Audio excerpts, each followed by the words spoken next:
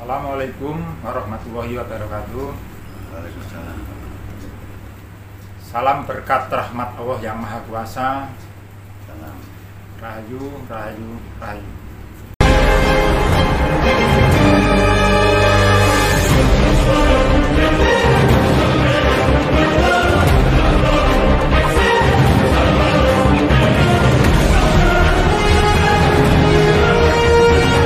Ini memang sebuah, saya harus menyampaikan, ini sebuah kelemahan kita sendiri ya, terkait apa, kita itu merasa diri kita itu sebagai orang yang cinta kepada tanah airnya, tapi kalau ditanya bab tentang sejarah bangsa kita sendiri, angkat tangan. Bahkan ya maaf, faktanya kalau saya tidak salah sekarang di sekolah-sekolah sudah tidak diajarkan lagi sejarah kan gitu ya. Sejarah memang sudah dialihkan ataupun dimasukkan ke sub pelajaran lain. Nah, ini yang disinilah yang justru ya, mengapa saya katakan ya, pentingnya pesantren jati diri bangsa itu ya. Dari sisi apa? Ini kan nanti saya akan detailkan. Ini kan sebenarnya adalah tempat pendidikan untuk mendidik ya, bangsa Indonesia atau anak bangsa yang ada di Indonesia ini cinta kepada tanah airnya ya. Sebab apa? Sebab ada salah satu buku, judulnya itu The Architect of Deception ya. Architect of Deception. Jadi apa istilahnya ya, kalau dalam bahasa saya gampang itu ya rencana untuk sebuah bentuk penipuan atau manipulasi atau sebuah bentuk penghancuran. Itu yang nulis Jurilina namanya. Dia mengatakan begini di buku itu. Kalau kamu ingin menghancurkan satu bangsa, satu, hancurkan sejarahnya atau kaburkan sejarahnya. Dua, hancurkan situs-situsnya, situs-situs sejarahnya. Tiga, jauhkan rakyat atau bangsa ya itu dari budaya leluhur.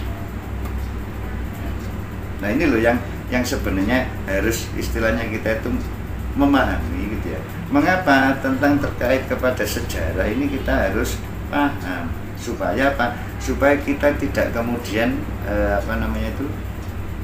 menganggap itu dan atau kemudian berpikiran itu di dalam sebuah pengertian yang sempit seperti ketika kita memahami istilah pesantren. Jadi kalau memang boleh disambungkan Ya. Saat pesantren yang didirikan mulai zamannya wali-wali itu dilanjutkan pada era adanya penjajah masuk ke Indonesia, ke Nusantara, itu di pesantren itu juga diajarkan untuk membela tempat tinggal kita, istilah tanah tempat tinggal kita. Nah, begini ya. Tadi kan kita sudah bicara terkait masalah istilah pesantren ya, dan sudah sama-sama kita katakan bahwa istilah pesantren itu sudah ada sejak sebelum masanya Islam. Nah, ada di Indonesia kan gitu ya, istilah pesantren. Nah, kemudian istilah pesantren ini diserap, digunakan untuk tempat mendidik gitu ya. Sejak adanya para ulama-ulama yang kadang kita sebut wali-wali itu mengajarkan pendidikan ajaran Islam.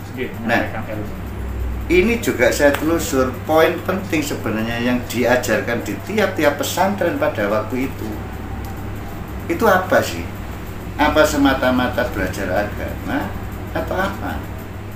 Nah, disitulah kemudian saya telusur di Jawa, pesantren yang paling awal ada dan itu bahkan lebih dulu dibandingkan pesantrennya Sunan Ampel, yaitu adalah pesantren Kuro ya, di daerah Kerawang, Sunda, Jawa Barat. Pesantren Kuro ini tokohnya adalah Syekh Kuro. Syekh Kuro ini dulu masuk Indonesia lewat jalurnya Cirebon, itu ikut kapalnya Laksamana Cenggu. Dia ini masih punya hubungan baik dengan Syekh Datu Kafi Cirebon, gurunya Syekh Gunung Jati. Ini mendirikan pesantren awal dan inilah yang nanti akan punya murid gitu ya, Subalarang, yang kemudian murid ini menjadi istrinya Siliwangi, Prabu Siliwangi yang terkenal itu. Ya, sampai turunkan raja-raja Pajajaran. Itu yang pesantren yang paling awal di Jawa.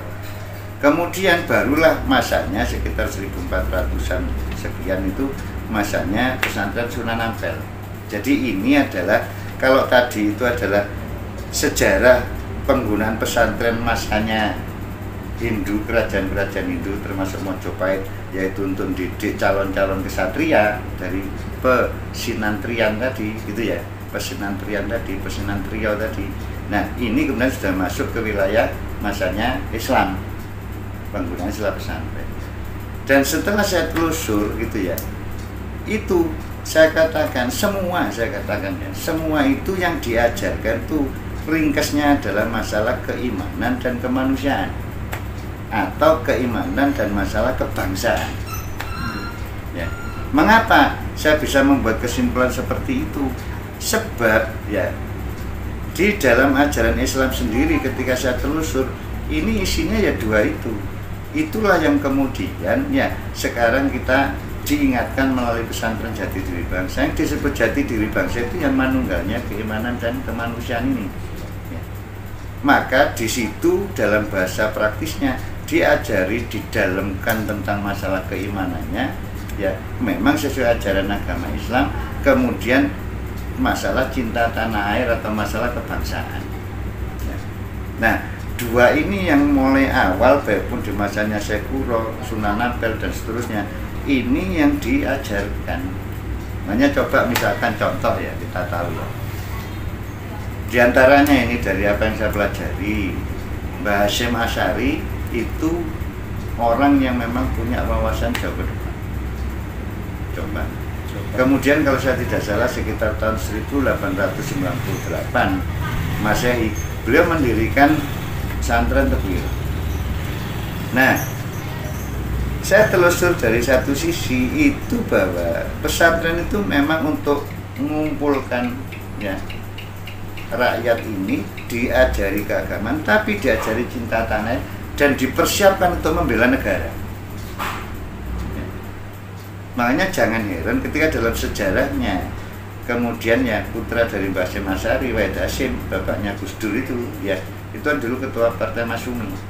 Ketika Jepang masuk, ditawari untuk murid-murid pesantren dididik ketentaraan. Waktu itu ya Peta, Heru dan sebagainya itu. Yang Wahid Hasyim ini ragu-ragu.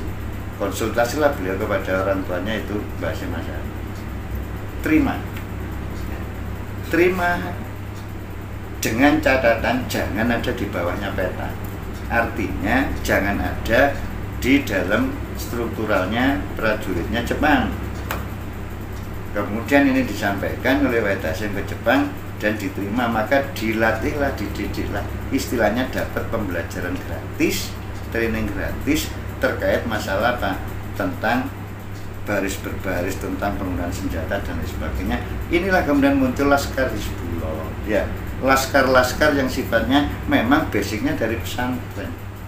Dan ini jauh-jauh hari Mbah Hasyim itu sepertinya memang sudah tahu. Makanya ketika terjadi peristiwa ya Perang Dunia Kedua, di mana dimenangkan oleh sekutu. Nah, Jepang kan otomatis kalah karena musuhnya sekutu. Pada saat Jepang kalah ini, maka otomatis ini akan diambil alih oleh sekutu, di mana perjanjian di internal sekutu ini Indonesia karena dulu jajahan Belanda, ini akan dikembalikan ke Belanda.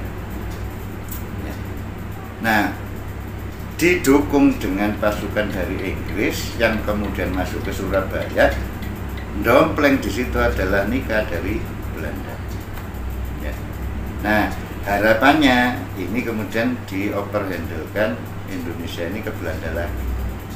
Tapi apa yang terjadi? Yaitu apa?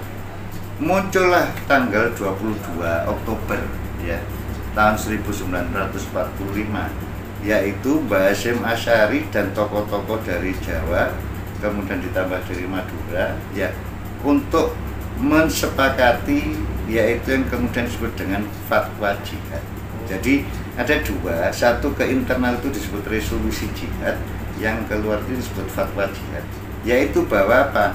Terkait adalah membela kemerdekaan ini adalah wajib ain bagi umat Islam, jihad fisabilillah. Hukumnya syahid, hukumnya jihad. Ya. Nah, Poinnya di situ. Makanya ini kemudian di masanya Presiden kita Pak Jokowi kemarin, Hari Santri ini sudah bukan milik orang Islam lagi. Santri, kata santri, Hari Santri menjadi milik nasional. Hari Santri Nasional. Hari Santri Nasional. Karena apa? Peristiwa itu yang tanggal 22 Oktober ini, inilah yang kemudian memunculkan yang namanya ya Perang 10 November itu. Dan jangan salah, Perang 10 November itu bukan cuma 10 November, itu hanya awalan. Perangnya di Surabaya 21 hari ya. Tapi ternyata kita itu tidak kalah. Karena apa? Kita hanya minggir sampai daerah Malang, Sidoarjo, Mojokerto, dan perangnya masih berlangsung sampai 10 November 1945, masih setahun.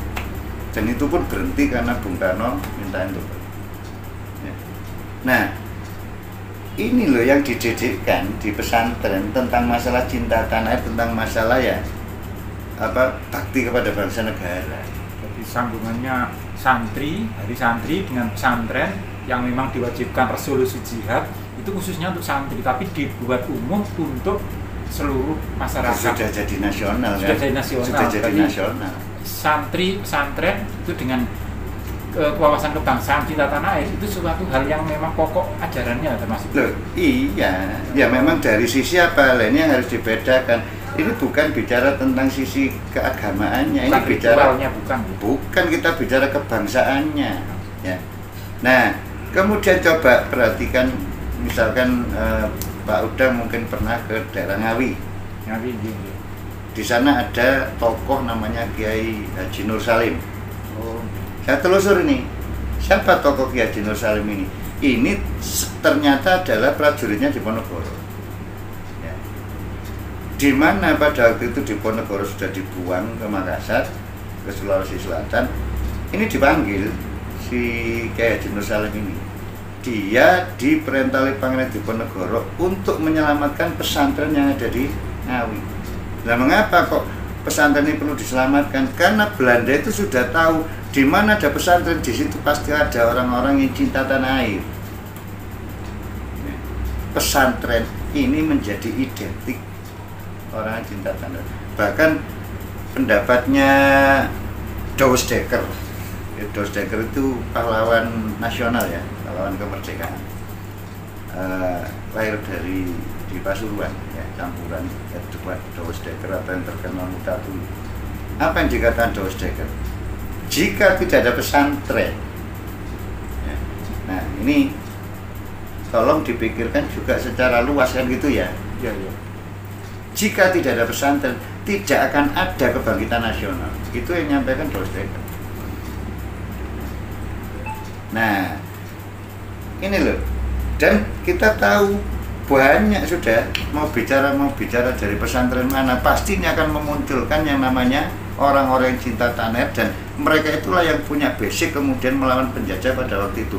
Mulai ujung dari Aceh ya, jalurnya Teku Umar. Teku Umar itu siapa? Itu tokoh agama ya, Cut Nyak-Din ya. Semua rata-rata ini adalah orang-orang yang cinta kepada tanah airnya ya, makanya di situ ya dikatakan di dalam salah satu buku judulnya Cita-Cita Perjuangan yang nyusun Dr. Abu Hanifah ya, punya tipis itu ya, dia dulu aktif memang di Masyumi ya. Itu mengatakan bahwa bentengnya Indonesia ini ya, bentengnya di dalam sisi ini itu diantaranya adalah pesantren. Nah itu kemudian diulas oleh itu siapa,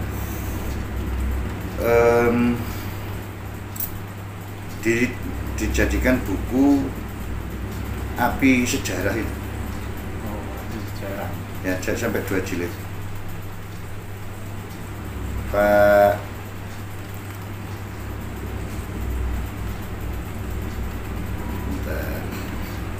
buku Api Sejarah. Ahmad Mansur Suryanegara, profesor ini.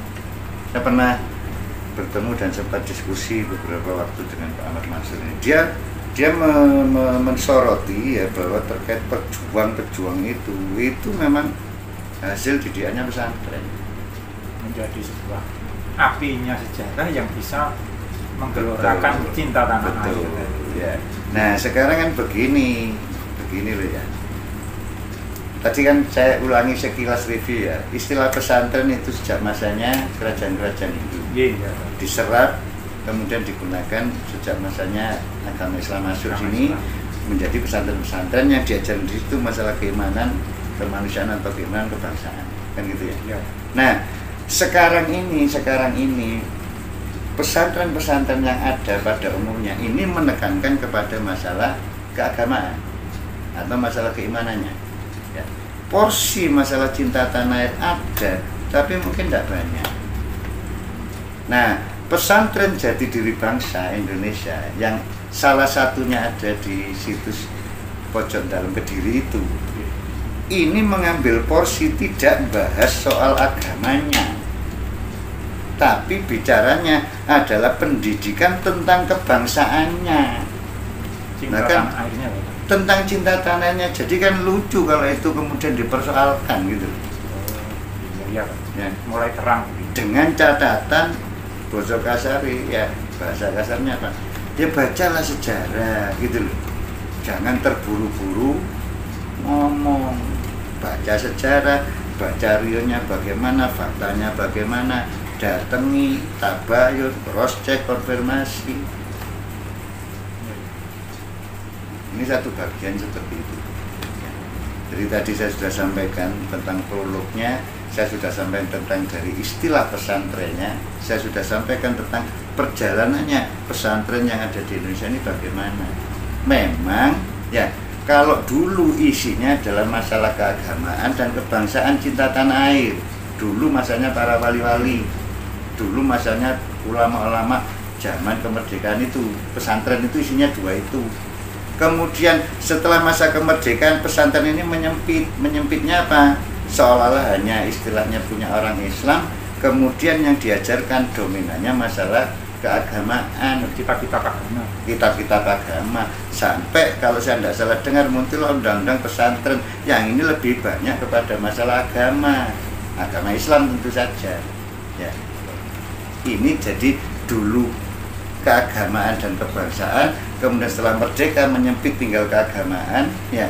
Lah ini dimunculkan memang oleh beliau Bapak Kiai Muhammad Muchtar Mukti yang memprakarsai, yaitu apa? Pesantren Jati Diri Bangsa yang isinya itu kebangsaannya, memang bukan porsi keagamaannya. Kalau dibilang bahwa pesantren itu adalah sebuah pendidikan yang tempat pendidikan yang versi dulu belum ada sekolah-sekolah formal. Betul. Ditempatkan dalam sebuah tempat khusus yang memang layak, akhirnya umum keterangannya, akhirnya setelah kemerdekaan disempitkan lagi ke keagamaan dan sekarang dimunculkan lagi ya. Iya, dan ini memang tidak bahas keagamaannya, bahas masalah kebangsaannya, pendalaman tentang kebangsaan yang faktanya seperti tadi saya katakan, kita sekarang ini kekurangan masalah pembelajaran tentang sejarah, tentang cinta tanah air, tentang bangsa, sehingga saya katakan ya banyak yang tidak paham sejarah bangsa kita. Banyak pengkaburan sejarah. Ambil satu contoh lah ya, nanti ya, yang nonton ini aja ya, apakah Anda pernah dengar ada buku judulnya 6.000 Tahun Sang Merah Putih? Saya tidak bicara pernah baca ya, pernah dengar aja. Yang nyusun siapa? Muhammad Yamin. Nah kalau dengar saja tidak pernah baca. Nah padahal ini adalah bagiannya penjelasan di balik Sang Merah Putih. Nah ini contohnya loh ya. Apakah panjenengan pernah dengar atau pernah tahu yang tadi saya sebutkan ya, buku yang nyusun Dr. Abu Hanifah, judulnya Cita-Cita Perjuangan.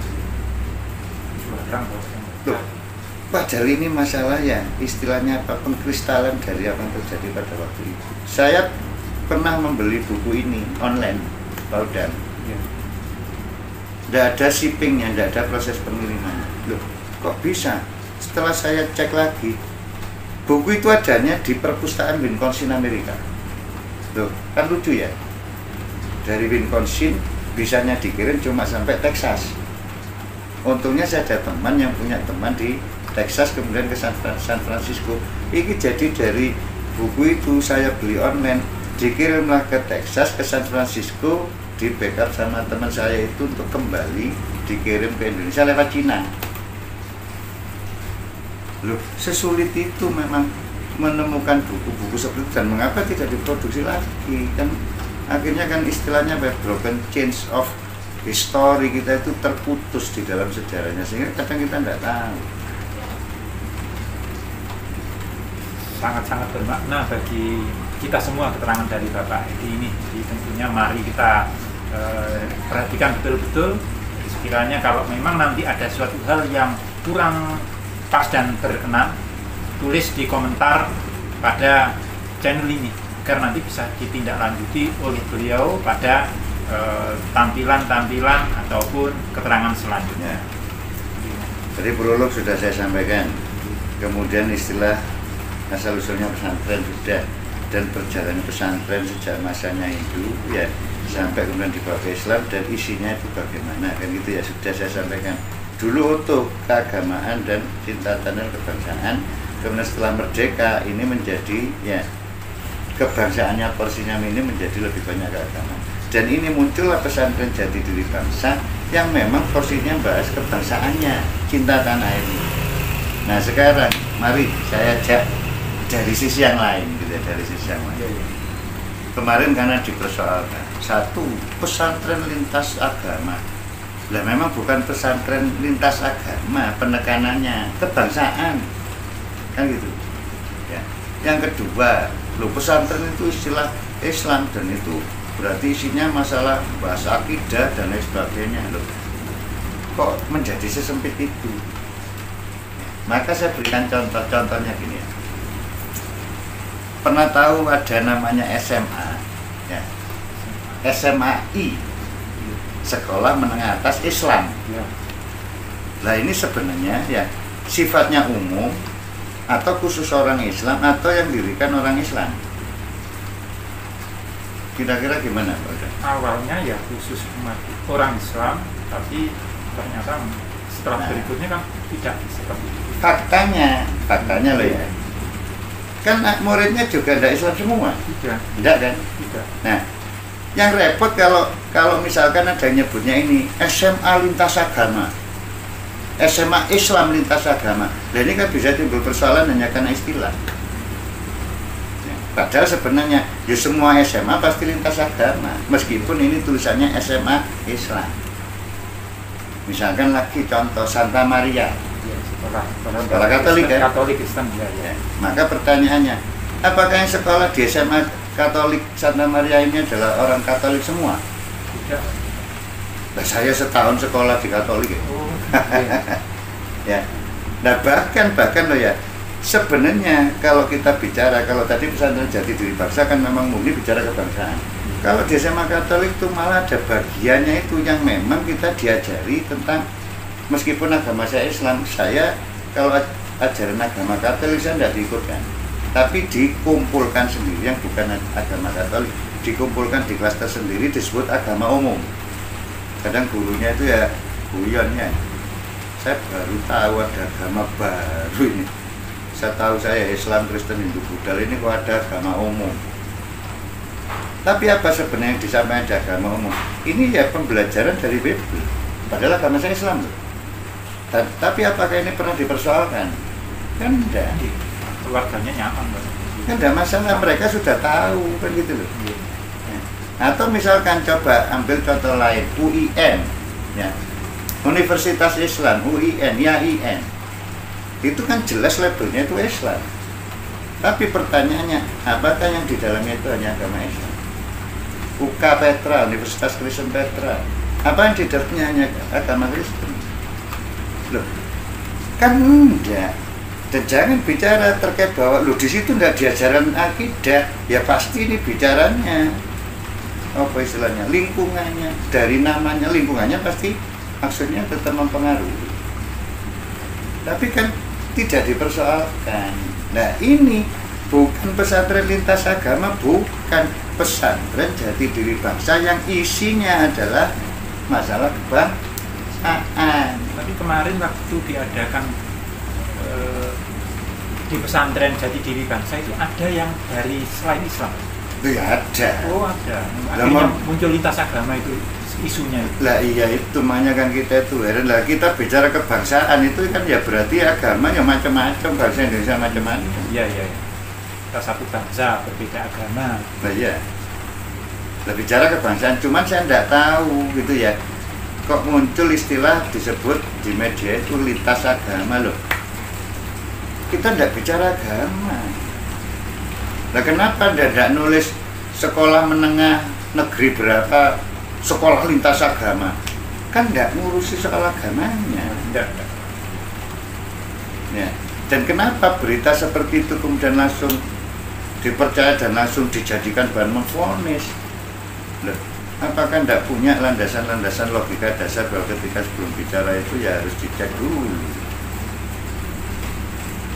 Nah, saya berani nyampaikan karena ya ini nanti setelah ini saya sampaikan apa isinya yang diajarkan jati diri bangsa. Saya bisa cerita karena saya ada ikut jadi peserta.